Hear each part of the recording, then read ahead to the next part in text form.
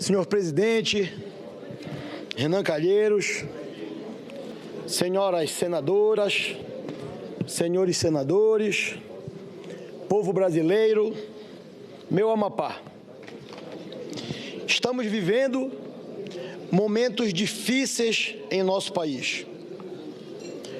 Momentos que obrigam hoje o Senado da República a apreciar a denúncia acolhida por uma comissão especial, a qual, se aceita, acarretará o afastamento da senhora presidente da República. Certamente, senhores senadores, senhoras senadoras, senhor presidente, o dia de hoje não é um dia de festa, ou muito menos de celebração. Nem para mim, nem para o Senado Federal, tampouco para o Brasil e seus mais de 200 milhões de habitantes.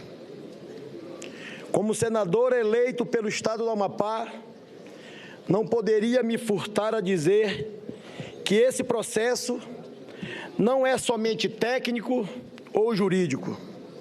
Esse processo do impeachment da presidente da República também é político, sim, pois o mérito do rito foi estabelecido pela Suprema Corte do nosso país com base na Constituição da República e nas suas leis.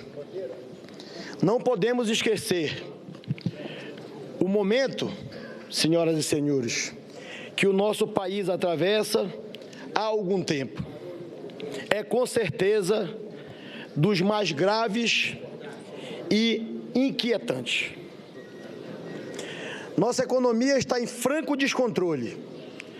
Os indicadores de desemprego nas alturas. A saúde, a educação e os outros serviços à beira de um colapso. A crise é generalizada e seus efeitos atingem toda a nação brasileira e de forma ainda mais dura os brasileiros mais pobres. O momento não deve ser de longas exposições sobre a economia ou a política, mas sim de discutir quais os caminhos a seguir para a retomada do crescimento e do desenvolvimento do nosso país. O Brasil, senhoras e senhores, senadores e brasileiros, é maior que tudo isso. O povo brasileiro não merece passar por tanto sofrimento pelo desandar da nossa economia, outrora tão bem sedimentada. O país não suporta o retrocesso que estamos vivenciando.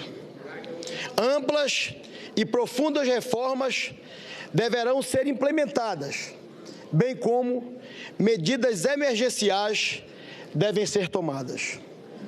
Sabemos que muitas delas representarão uma reconquista e uma retomada de tudo que se foi em tão pouco tempo e depois de tanta luta. Enormes esforços serão exigidos de todos nós.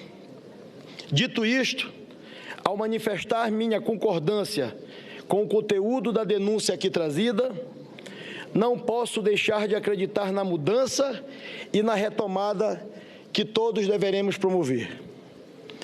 Como bem alertou o senador Ronaldo Caiado, líder da nossa bancada do Democratas no Senado Federal, não há mais tempo para errar e nem a perder.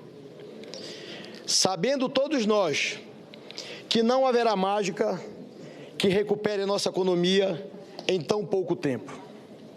Abro aqui um pequeno, mas necessário parêntese sobre a retomada do desenvolvimento econômico que deve ser entendida e levada a cabo por todos os gestores, nas esferas municipais e também estaduais.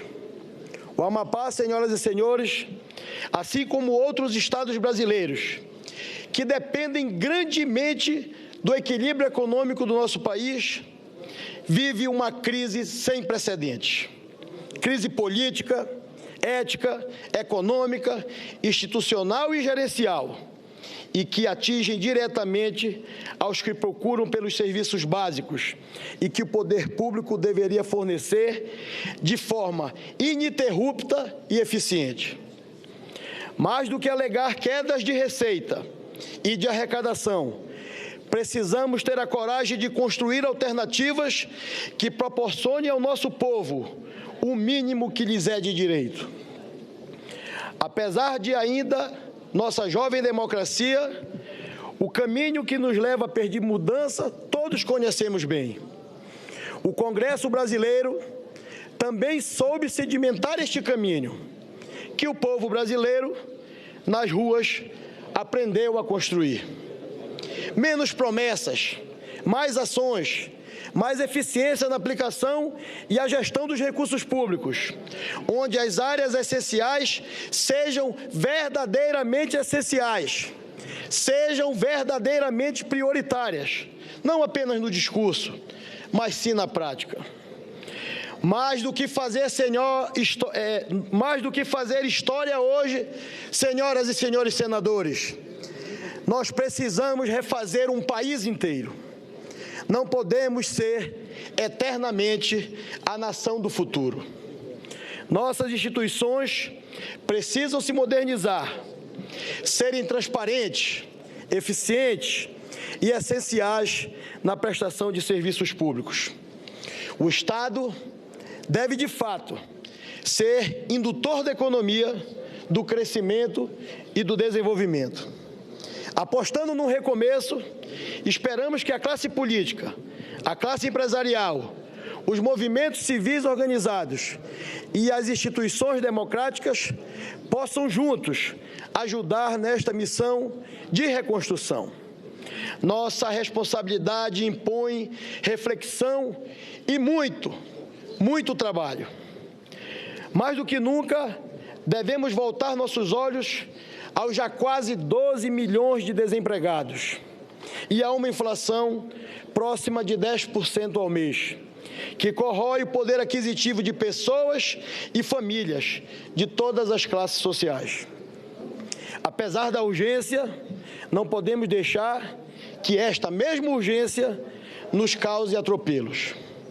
O país nos observa e aguarda com ansiedade, não somente pela decisão de hoje, mas, sobretudo, pelo que virá, especialmente no estado do Amapá.